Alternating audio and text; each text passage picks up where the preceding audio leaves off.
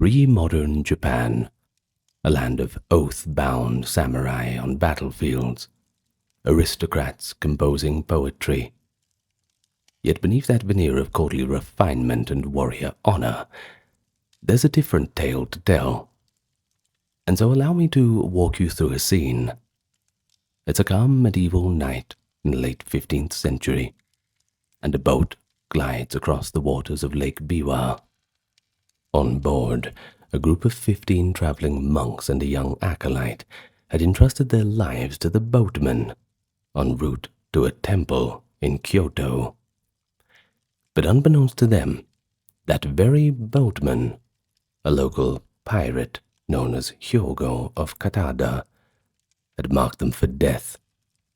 Lured by the sizable funds the monks carried as offerings for the monastery, Hyogo had plotted a ruthless attack. Once the boat reached a narrow strait, his armed confederates ambushed the monks' vessel, and in a matter of moments, the prayers turned to screams.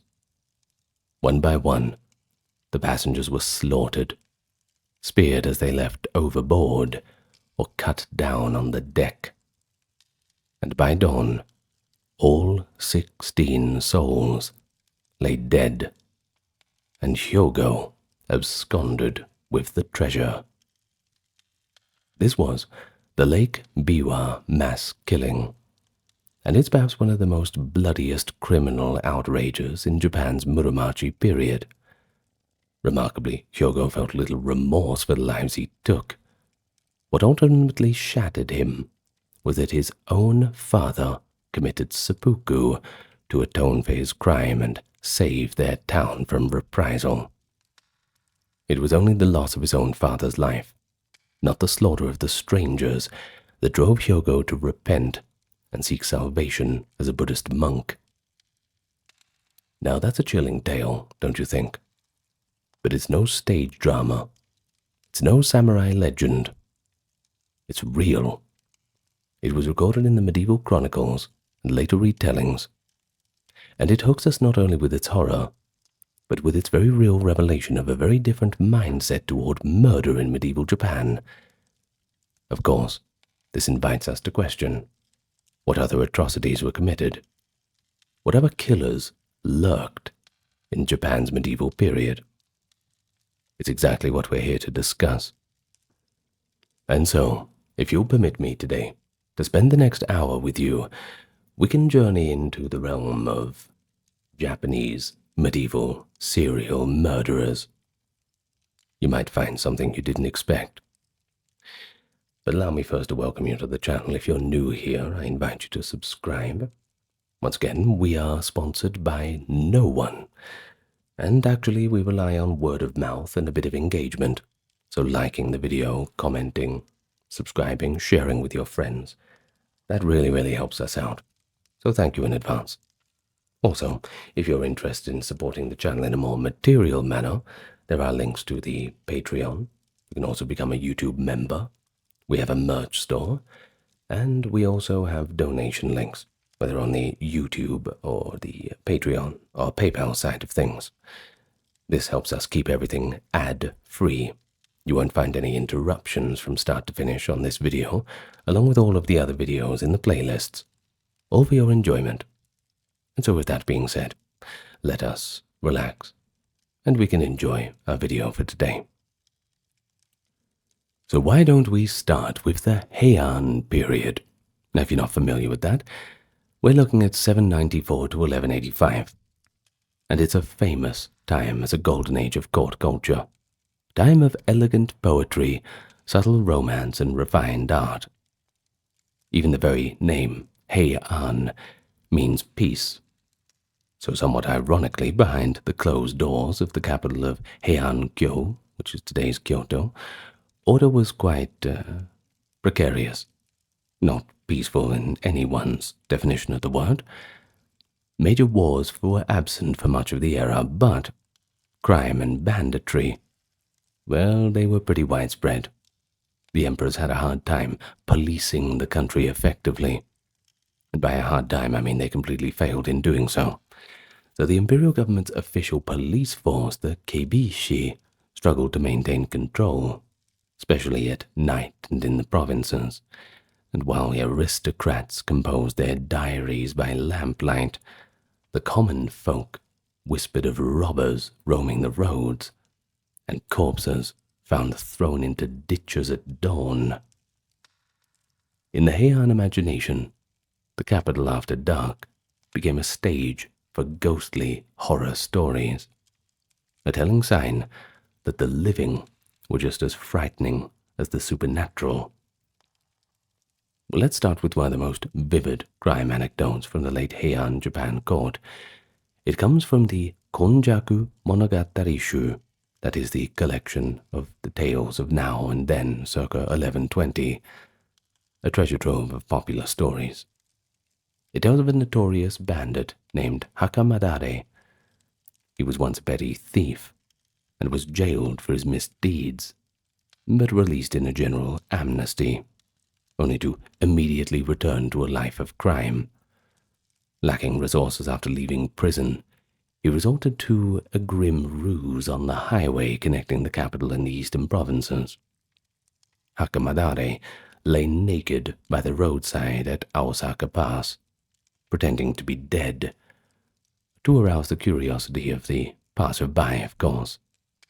And so, when a lone samurai dismounted and prodded the corpse, Hakamadare sprang up to life. In a flash, he would snatch the man's sword and drag him from the saddle. With a vengeful glee, crying, "This is how I repay my enemies," the bandit stabbed the hatless warrior to death. Hakamadare then stripped the body of its clothes and weapons, and mounted the stolen horse. As he galloped eastward, a chilling scene would unfold. 10 or 20 fellow ex-convicts emerged from hiding, forming a brigand band under Hakamadare's leadership. Along the road, they robbed other travelers in turn, arming themselves with seized swords and armor, until this once naked outlaw rode at the head of what looked like a small private army. Now this tale makes a darkly humorous point. Earlier in the episode, another weary samurai had seen the corpse and wisely kept his distance, earning mockery from onlookers until news spread that his caution had saved his life. Heian readers and listeners would have nodded at the lesson. You see, only a fool underestimates the danger of bandits on the open road. And then there's a companion story from the same volume that drives home how commonplace such violence had become.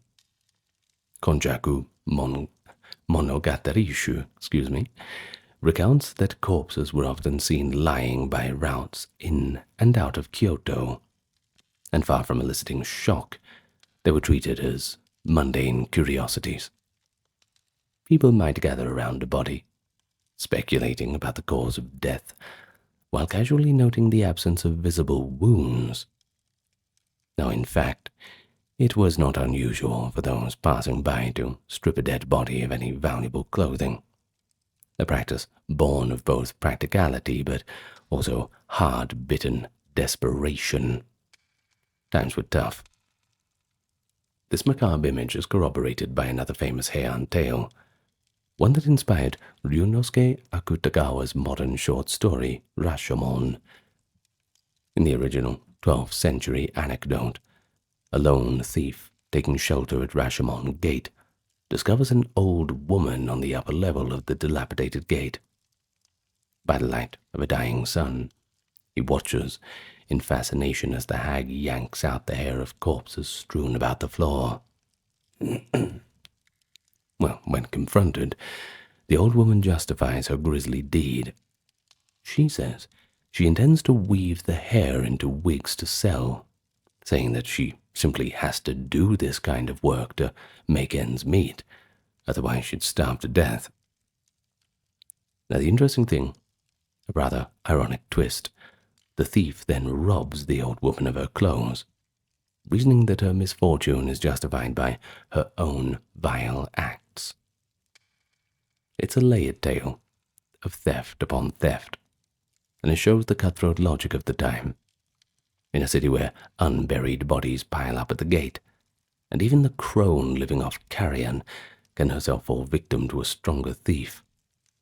Every life was precarious. Peaceful Heian Kyo had a dark underbelly. By night, it was a city of shadows, where the law provided scant protection. Now, in some cases, high-born individuals themselves fell prey to violent criminals, shocking the courtly society. A notable incident recorded in contemporary sources describes how Kiyohara no Yoshimizu, a learned court official and doctor of law, was waylaid by robbers. The tale relates with gruesome clarity that the bandits stabbed him dozens of times and left him for dead, simply to steal his money and possessions.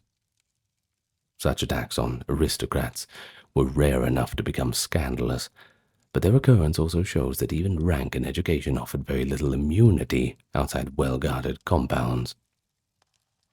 Another legend from the period flips the script somewhat, showing an elite warrior triumphing over a criminal instead. Fujiwara no Yasumasa, a famed noble and swordsman, was said to have encountered Hakamadare, the same bandit that we mentioned earlier, on a moonlit road. In one version, rather than fight, Yasumasa calmly played his flute, unnerving the thief with his composure until the chastened Hakamadare slunk away, and even received a garment from Yasumasa as a strange token of mercy. Now, whether or not this account actually happened, some sources speculated Hakamadare was in fact Yasumasa's own brother in disguise. The story still became famous. It paints the bandit as ultimately awed by aristocratic sang-froid, highlighting an ideal that refined courage could conquer brute violence. But happy endings like that, they were far from the norm. By the 12th century, as central authority waned, outrages by rogue bands grew to be quite frequent. The capital and its approaches teemed with lawless elements, and even the youthful heroes of the age cut their teeth battling such criminals.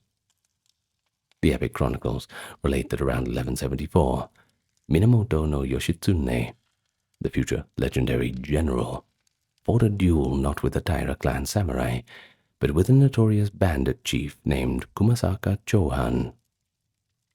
At only 15 years old, Yoshitsune, who was then known as Ushi Wakamaru, encountered Kumasaka, and his brigands, who had been terrorizing travelers in the provinces. Sources laud the boy's sword skill as he defeated the powerful bandit leader in single combat. Yoshitsune's slaying of Kumasaka became legendary, immortalized in No drama and ukiyo-e art, that is N-O-H, by the way. But it also reflects reality. You see, banditry was so endemic that vanquishing a robber chief could be a stepping stone in a hero's career. Similarly, another rising samurai, Kajiwara Kagetoki, made a name for himself through an act of vigilantism against a robber. According to the Heike Monogatari and related sources, Kagetoki tracked down a feared thief, some call him Kazusa no Goro, who had been preying on the Kanto region. Now, in a ruse worthy of a modern crime novel, Kagetoki plied the bandit with sake at a temple and slew him, later presenting the brigand's head as proof of his deed. Tales like that certainly blur the line between warrior justice and outlaw violence, that's for sure, but they do remind us that the emergence of the samurai class itself was tied to suppressing and, well, sometimes emulating bandits. And in an era with no strong police force, it often fell to individual warriors, or, failing that, to the mercy of the thieves themselves, to determine whether travelers lived or died on the roads. But things changed a little bit with the establishment of the Kamakura shogunate in 1185 by Minamoto no Yoritomo, and a new era of order was promised. Let's see how that goes. As samurai lords took power from the court, One of their mandates was to pacify the countryside and protect the populace from the kinds of brigands that had proliferated in late Heian times. And indeed, early Kamakura law codes and documents frequently addressed the problem of banditry. The shogunate established deputies called shugo in each province to enact strict penalties for theft and murder. Yet, the very need for such measures indicates that violent crime did not disappear. Instead, the Kamakura government found itself in a constant struggle against men it labeled akuto, literally evil bands or violent outlaws. Now, this term akuto is interesting. It appears repeatedly in the 13th and 14th century records as a catch-all for groups that engaged in robbery, banditry, arson, and killings. These could range from peasant mobs rising against landlords, all the way up to samurai brigands acting outside their lord's commands. In many cases, akuto were simply local strongmen or dispossessed gentry who resorted to force to get their way, blurring politics and crime. But to the victims on the ground, distinctions like that hardly mattered. Whether one's village was raided by rebel samurai or common bandits, the experience would be equally terrifying. Official letters from this period give us a glimpse of just how far-reaching the lawlessness was. A complaint to the shogunal deputies of Kyoto, for instance, might describe a gang of ruffians pillaging a shoen manor estate, burning down storehouses and murdering all of those who resisted, or referred to generally as the misdeeds of akuto. The shogun's reaction was often to dispatch troops to hunt down the ringleaders, but as for the enforcement, that was spotty at best. In western Japan especially, Kamakura's grip was quite weak. Some local samurai charged with stopping bandits actually collaborated with them instead, finding it to be more profitable to share in the loot or use the bandits as pawns in local feuds. The phenomenon was indeed so prevalent that one scholar later described the Kamakura period as, quote, hardly a time of peace, but a time of endemic guerrilla war. Well, essentially, a warrior government contending with countless micro-rebellions. Certainly not a good time to be traveling through Japan, that's for sure. Now, for the common people, this meant that violent death could come at any time, not just from official battles, but from rogue actors operating under the radar of history. And indeed, we do have some specific incidents. Sound more like bloody dramas, but they're quite real. For example, in 1227, at the Toyokuni estate in the Yamato province, a former estate steward led a force of several hundred men in an uprising after losing his position. This mob, labeled akuto by authorities, leveled homes, set fires, and killed retainers of the new steward, even repelling troops sent to subdue them. Well, such large-scale clashes were essentially rebellions, but they were rooted in personal grudges and greed as much as any political cause. Meanwhile, smaller bandit bands continued to stalk the highways. Azuma Kagami, the Kamakura Chronicle, notes that episodes of bandits being captured and executed, though often without names, as if they were a faceless hazard of the time. Punishments for multiple murderers were quite draconian. Beheading was common, especially in heinous cases. Crucifixion or execution of an entire family was also ordered. Yet, even these harsh measures did not stamp out violent crime. If anything, they just added one more grim spectacle to the landscape. Heads of the executed robbers were mounted on prison gates or along roadsides as warnings. The practice continued from late Heian into the Kamakura and beyond. But one could say that the line between brutality of the criminals and that of the enforcers was exceedingly thin. In any case, amid the backdrop, the concept of a serial killer, as understood today, someone murdering repeatedly for personal compulsion, was not a clearly defined category, but chroniclers do single out a few individuals whose cruelty stood out even in a violent age such as this. And one such figure, though coming slightly after Kamakura in the late 14th century, was the female gang leader of Iga, an unusual case recorded in the Kokun Chomunju in 1284 and later sources. According to these accounts, a seemingly respectable noblewoman turned out to be the secret head of a bandit group responsible for numerous robberies and killings along the Key Road, and when her identity was revealed, she was arrested. Of course, this scandalized society. A woman of status, orchestrating crimes like a lord of thieves. Though details are scant, the story's inclusion in medieval collections suggests that it certainly struck a chord, possibly reflecting anxieties about hidden crime in unexpected places. And another notable case from the late Kamakura is that of Shimotsuke no Yasusuke, a samurai retainer, who in the year 1302 was accused of a string of murders of travelers in Hitachi province. The court records, which are fragmentary today, indicate he had waylaid and killed at least 6 people on separate occasions, all apparently with the motive of just robbing them. Apparently, robbing them was not enough. He wanted to go the extra mile, I suppose. So Yasusuke's lord ended up handing him over to the authorities, and that's a rare instance of a samurai being treated as a common criminal. Of course, being treated as a common criminal means he was also executed, mainly as a warning to others.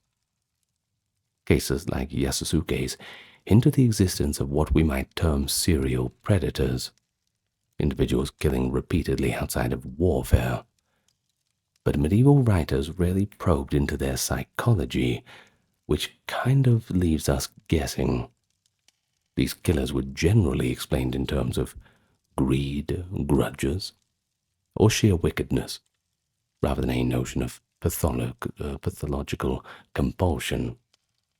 But of course that third category, sheer wickedness, just doing it because they're evil, well, perhaps there's the seeds of psychological things in that manner. Well, in any case, as the Kamakura era drew to a close in the 1330s, Japan plunged into further turmoil with the collapse of shogunal authority and the onset of the northern and southern courts conflict, which is also called the Nanbokucho War. In such times of civil war, it can certainly be hard to distinguish criminal killings from the general war atrocities. Loyalties shifted. Ronin, the masterless samurai, roamed the provinces, and many took up the sword for survival, once again blaring soldiery with banditry. And there is even a saying from this era: when the village burns, even thieves fight the fire, implying that in chaos, even bandits might momentarily act in the common interest, only to resume their plunder afterwards. And indeed, by the mid-14th century, some Akuto bands had effectively become small warlord armies, sometimes hired by bigger lords as mercenaries. The famous Murakami pirates of the inland sea is one example. They started as mere brigands, but grew into an organized naval power. While they primarily extorted tolls from merchant ships, a euphemism for organized robbery, of course, just like the bridge toll in the more land-based bandits, they did not shy away from massacring crews who resisted. After all, they wanted to know that resistance would not be met kindly. Far to the north, on the fringes of Honshu, tales spread of cannibal bandits, men said to capture travelers, literally devour them. Now, of course, this is likely exaggerated folklore, perhaps inspired by the rugged Matagi hunters or the distant specter of the Emishi people, but the fact that such stories gain traction indicates a climate of fear. In the popular imagination, the late medieval period bristled with evil bandits who could strike out anywhere at any time, and that had plenty of people looking over their shoulders. It was an era when villagers prayed not just for good harvests, but also for safety on the roads, and of course, that the authorities would get their act together and finally capture these brigands and rebels. But by the Muromachi period, that being 1336 to 1573, Japan's feudal order had fragmented even further. The Ashikaga shoguns in Kyoto often wielded less control over the provinces than their Kamakura predecessors had. The 14th and 15th centuries saw intermittent warfare among rival courts and daimyo, that is, feudal lords, by the way, punctuated by peasant uprisings, and plenty of localized conflicts. And so it's within this milieu of near-constant strife the distinction between wartime killing and peacetime crime grew even murkier. All's fair in war, so the saying goes, and medieval Japan had plenty of that. It perhaps is a wry observation, but samurai could pretty much get away with cutting down as many people as possible, decapitating them and just throwing their heads among the grass, and they'd still be hailed as a kind of heroic warrior. Oh, so long as it was done on the battlefield, of course. But take that same samurai out of war, and if he killed innocent people in times of nominal peace, suddenly he became a monster, a beast to be hunted down and taken care of. It was in relatively stable interludes, or in the rare pockets of peace, that we start to see chroniclers describe certain samurai as outright criminals for their exploits of homicide. Let's take one example. It comes from the early Edo period, just after the Muromachi in the 17th century, but it refers to the end of the Age of Wars. The case of Magara Shogoro. Around 1663, this former Ronin, the masterless warrior, went on a nighttime rampage in Edo, slashing pedestrians at random, killing 8 and wounding 10, until finally he was caught. But when caught, Magara calmly confessed that he was acting on a delusional goal. A divine message at Atago Shrine told him that if he killed 1,000 people, all of his wishes would come true. He even begged authorities to let him continue killing until he reached that mystical number. While Magara's spree occurred just after our period, it's illustrative because it shows a mentality that may well have existed in earlier centuries too, just a little less documented. In fact, an eerie parallel is found in Muromachi folklore. Some samurai in the 15th to 16th centuries reportedly believed that slaying 1,000 souls could cure illness, or even grant invincibility. Such superstitions point to a deep-rooted cultural phenomenon, a twisted quest for personal power or salvation through indiscriminate killing, essentially sanctifying serial murder as a dark ritual. But more concretely, Muromachi Japan was rife with banditry and local wars, creating fertile ground for serial violence. The period of the Onin War, that is 1467 to 77, and the subsequent Sengoku, the Warring States era, saw the complete collapse of central authority. Bands of ronin and rogue soldiers roamed the countryside. Some hired themselves out as muscle to whoever would pay the most. Others simply preyed on peasants and merchants. In these conditions, the old practice of tsujigiri, literally crossroads killing, reached a grotesque proportion. Originally, in the earlier samurai tradition, tsujigiri referred to a form of duel or test of skill. But by the late Muromachi, it had degenerated into something far more sinister. You see, the samurai would lurk around at night at intersections and test their new swords on passing strangers. And by test, they would basically slice down innocents in cold blood. Some of the perpetrators were merely cruel or seeking thrills. Others claimed they were honing their technique or verifying the quality of the blade. Chronicles and later essays note that Kabu Kimono, that is, wayward young samurai known for outrageous fashion and behavior, in the 16th century engaged in tsujigiri as a gruesome kind of sport. There was even said to be a kind of game among certain warlike clans to see who could kill a passerby most swiftly in a single stroke.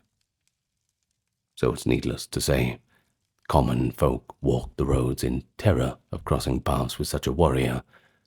A Muromachi anecdote tells of farmers in Kai province who, upon hearing that a troop of hungry samurai were nearby, hid indoors after dusk, not only to avoid robbery, but for the fear that the warriors might kill somebody for practice. What's particularly chilling is that tsujigiri in the Sengoku era wasn't always impulsive, but it could be systematic and repetitive, fitting the mold of a serial murderer. There was an infamous case. It concerned a samurai retainer who believed that dispatching 1,000 victims in this manner he could overcome his personal illness, a variation of the previously mentioned superstition.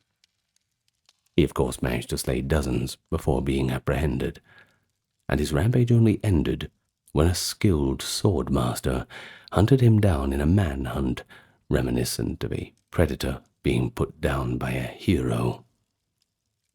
As for the Edo authorities, once they came to power in 1603, they were so alarmed by continuing incidents of tsujigiri that they eventually made it explicitly punishable by death, imposing gruesome public executions for any offender as a deterrent. Well, this effectively stamped it out by the mid-17th century. But in the preceding Muromachi and Sengoku periods, no strong central law existed to universally forbid or punish such acts. Each domain or warlord set their own rules. Some tolerated quite a bit of the extracurricular violence by their men as long as it did not undermine their interests. Well, within this climate of chronic warfare and weak law, piracy and raiding also gave rise to mass killings, blurring the line into serial atrocities. Now, we opened with that story of Hyogo of Katada, the lake pirate who massacred a boatload of pilgrims for gold. And his case, around the 1450s, is quite illuminating. In medieval Japan, pirates, kaizoku, or on lakes they were known as kozoku, were often semi-legitimate operators. They exacted tolls from passing vessels, a bit like mafia taxing their territory, protection money, this kind of thing. Many did follow an internal code to avoid unnecessary bloodshed. After all, a dead trader can't pay any tolls. They were more interested in having repeat customers after all. But when temptation proved to be too strong, that tacit code was broken. Hyogo, as recorded in the local chronicles, had likely extorted payments on Lake Biwa for years without any incident. Yet the one time he chose to slaughter his passengers to seize a great treasure, it nearly brought disaster upon his entire community. The Muromachi authorities, prodded by outraged Buddhist monks, threatened harsh retribution not just against the pirate, but the whole port town that harbored him. Guilt by association kind of thing. The extraordinary twist was this: Hyogo's father sacrificing himself, and it shows how medieval Japanese justice could be collective. A whole village or family might suffer for the crimes of one. In effect, Hyogo's father understood that one man's serial crime could condemn all of his neighbors, and by offering his own life, he seemingly contained the fallout. Well, Hyogo's story thus reveals both the raw brutality of serial murder and the societal mechanisms, honor and sacrifice, that tried to rein such violence back in. But it is worth noting that not all medieval Japanese serial killers were outlaws in the eyes of their contemporaries. Sometimes the line between hero and villain would depend entirely upon the context.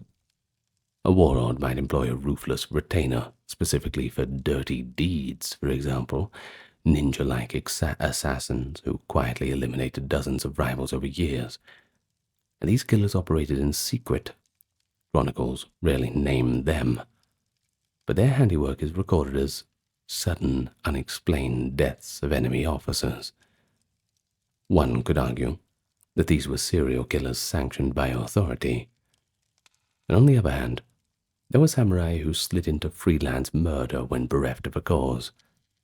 The archetype of the ronin who goes off the rails is epitomized by figures like Suzuki Magoichi, the leader of the Saika mercenaries, who in the 16th century was said to execute prisoners en masse and even kill for sport.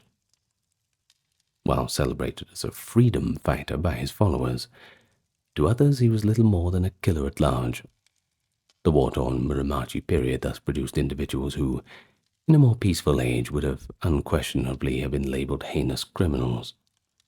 Instead, some were valorized, others were quietly tolerated, and only a few, like Hyogo, met with unequivocal punishment when their actions embarrassed those in power. So when we examine these cases, we get to a question: how exactly did the society of the time view serial or spree killers? Well, that's a complex question to answer, because really it depended on who the victims were, and it also depended on who the killer was. And then there was when and where it happened. You see, unlike modern societies which have clear legal definitions of serial murder, and of course a strong stigma attached to it, medieval Japan's attitude was often pragmatic and rooted in collective values. You see, a warrior who killed dozens of foes in battle could be praised and rewarded, but a commoner who murdered even one innocent for personal gain was committing an unforgivable sin in both legal and religious terms. The dichotomy is pretty stark. Killing within the accepted framework, vendetta, war, samurai, honor, it could be acceptable, or even in some cases viewed as a kind of glorious thing, whereas killing outside these bounds was obviously quite abhorrent. Well, when war ended, mass-killing swordsmen all of a sudden became criminal. In other words, the context is everything. Legal records from the Heian through the Muromachi periods show that murder was formerly a capital crime, often punished by beheading or exile if the culprit was of high status. However, the enforcement was quite inconsistent. Many a bandit lord went years and years before facing justice, and especially if local officials were weak or even at some points colluding with him. And when punishment did come, if it did come, it could be quite spectacular. For example, the Muromachi Chronicle tells of a samurai serial murderer being executed by sawing, literally tied between two boards and sawed in half. Now that's a pretty gruesome warning to others. And this execution method was exceedingly rare, reserved for the worst crimes like treason or multiple murders. But more often, though, execution was by a swift beheading, with the severed head exposed publicly. Another way of warning, you see. Public display of an executed criminal's head served as both proof of justice and a kind of ritual purification of the stain on the community.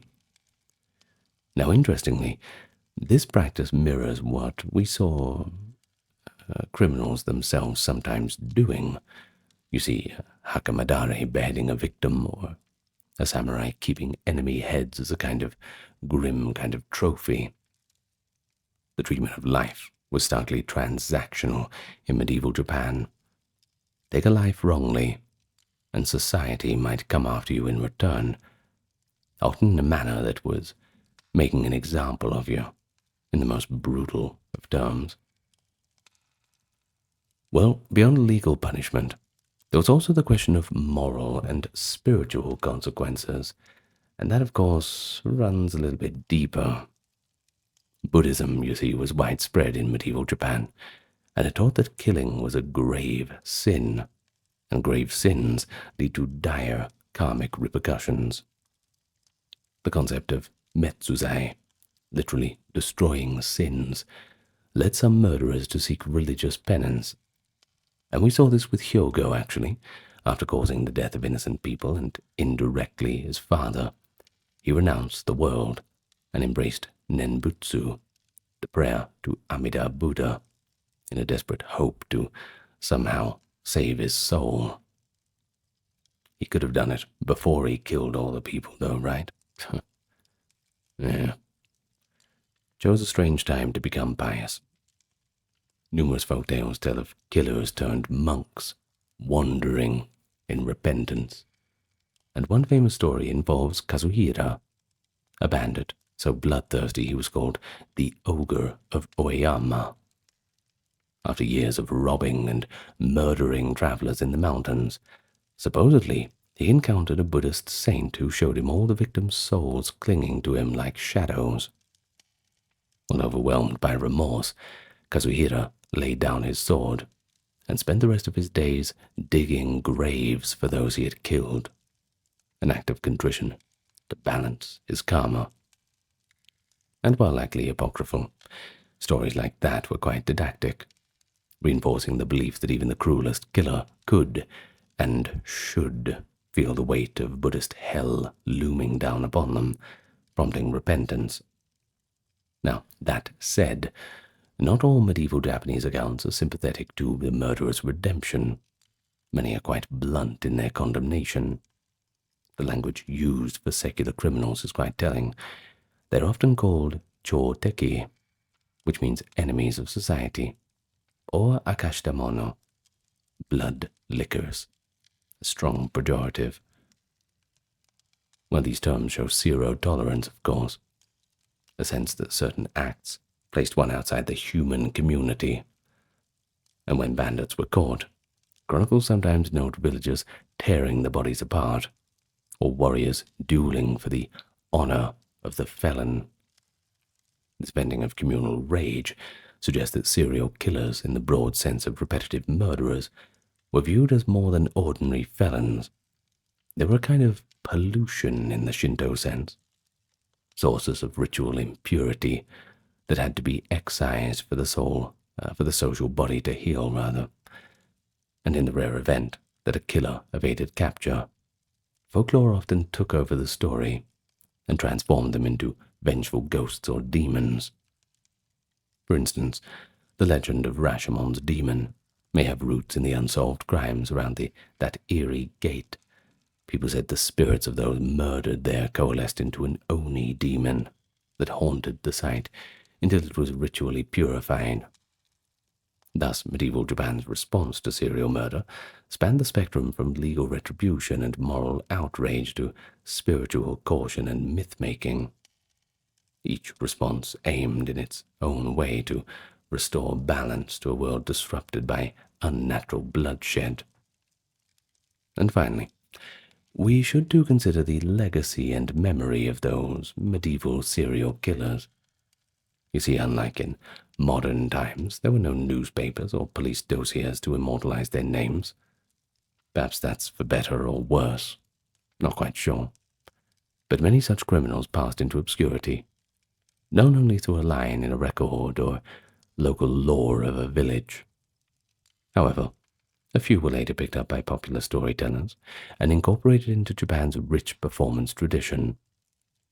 During the Edo period, with the land at peace, people developed a morbid fascination with historical criminals as a kind of grim entertainment, and that's not unlike modern true crime interest. Edo period kabuki and joruri plays dramatized some earlier cases, often embellishing them with romance or ghostly revenge. Hirai Gompachi, a real 17th century murderer, became a tragic hero in plays, though he lived outside our period. The story of Sanno Jirozaemon, who ran amok in Edo's Yoshiwara district in 1696, was likewise dramatized and mythologized until the line between fact and fiction blurred. And in a similar way, medieval tales of serial killers sometimes mutated into folklore. Akamadare, the bandit of Heian times, was remembered in later centuries not just as a thief, but kind of as a trickster hero in some stories, even appearing as a character in kabuki theater. The real horror of his ambush murders faded. They were all replaced by a kind of admiration for this cunning man on the fringes of society. But on the other hand, someone like Hyogo of Katada, who murdered innocent holy men, he never managed to get such positive spin. In local legend, he remains a cursed figure, and it's said the area of the lake where he sank the monk's boat is haunted by ghostly chants on certain nights. By the way, Lake Biwa. I went there a few months ago, actually. Quite a lovely place. There's a boat there that's set up like an old river boat. It's called the Michigan. It's really nice, and they put on a little bit of a show. You can get a coffee and a hot dog on there too. Hotodogu.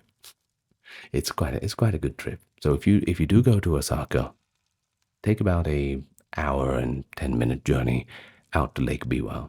A little bit complicated to get there, but it really is worth it.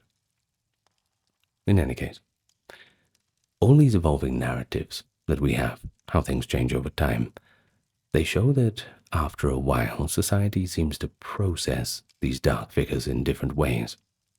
Some were rehabilitated as folk heroes or cautionary tales, and others were just demonized forever. And so as we come to a close, you might want to ask, what makes the study of all this valuable? Well, beyond the gory curiosity, I think it gives us a bit of a reality check on any romanticized view of the past. It highlights that human nature, with all its capacity for violence and transgression, has always been a part of history. Perhaps it always will be, even in societies often depicted as rigidly honorable or harmonious. It also teaches us about medieval Japanese values, the fine line between lawful and lawless violence, the role of honor and community in confronting crime, and of course the deep influence of religion on interpreting moral deviancy. I suppose you have to remember to exercise critical thinking. Don't take all the old chronicles at face value. You might want to recognize propaganda or literary flourish before you make any decisions about it. Yet in these old sources, as sparse as they are, we can piece together the truth that medieval Japan did have murderers outside the battlefield, and the society coped in whatever way it could. We also learned about a few small intriguing details too, the way a bandit might use a fake corpse trick, or how a samurai could justify killing a stranger to test a sword, or even how a father's ritual seppuku could absolve a whole town's guilt. Some details you might not learn elsewhere. They give a richer texture to our understanding. So picture for a moment a scene from the late 1400s. You might have had travelers huddling close, nervously on a country road. Hands rested on short daggers as they passed by a weathered bulletin board at a crossroads. Nailed to the board there might be an official edict, warning that all robbers and murderers would be punished by death, their heads hung out for all to see as a warning. Beneath it, crudely scrawled, someone might have added a little graffito of their name mocking it. Well, this was medieval Japan, a land of refined culture, living side by side with death and danger, a society that feared killers in the shadows even as it idolized warriors in armor. And by peeling back that duality, we gain not only a thrilling tale to tell, but a deeper appreciation that history is not just the story of heroes and saints, but also of those darker figures who sometimes force us to confront the fragile seams of civilization. We find a past that seems startlingly real, and in some ways, not so distant from the present after all. So what did you think about it? Perhaps, like I said, you encountered some things that you didn't quite expect. Well, that's it from me tonight. If you feel like going and watching another video, which you're welcome to do so, it's all up to you. And like I said, do visit Lake Biwa if you are in the area of Osaka. Really, really is nice. Yeah. Anyway, I'm going to thank my top tier patrons and supporters now, keeping everything ad-free. Kimberly, Christine, Sally, Ember, Susan, Cameron, Gary, Charlene, Lynn Therese, Katiana, Nicholas, Ulfidnir, Alexander, Charles, Christine, Dr. Neuronerd, Aaron, Jaden, Jim, Jeffrey, Jessica, Madeline, Melissa, Orthodox Review, check him out on YouTube, Scott, Shell, Wendy, Josie, Sarah, Ryan, Thor, Cameron, Stefan, Kevin, HMSHH, Crystal, Talbury, Anthony, Lucy, Brandon, Guga Bubonic, Nicholas, Craig, Neftis, Alexander, Gokan, Dorsey, Benita, Claire, Courtesy, Carol, Robert, Mary, Bridget, Nefertari, Yvette, Miss Mochi, 11, Allison, Free American, Jennifer, Brittany, David, Cody, Brian, Are You My Mum, Rhonda, Carrie, Cathy B, Lovely, Poma, Kevin, Marissa, Altazakin, and Lucy. Thank you very much for supporting. And if you want to support, well, you know where you need to go. You'll find your way to the links that you need, pinned comment, video description, all the rest. As for me, that is it for tonight. Excuse me. So, as always, lots of love to you all, and farewell for now.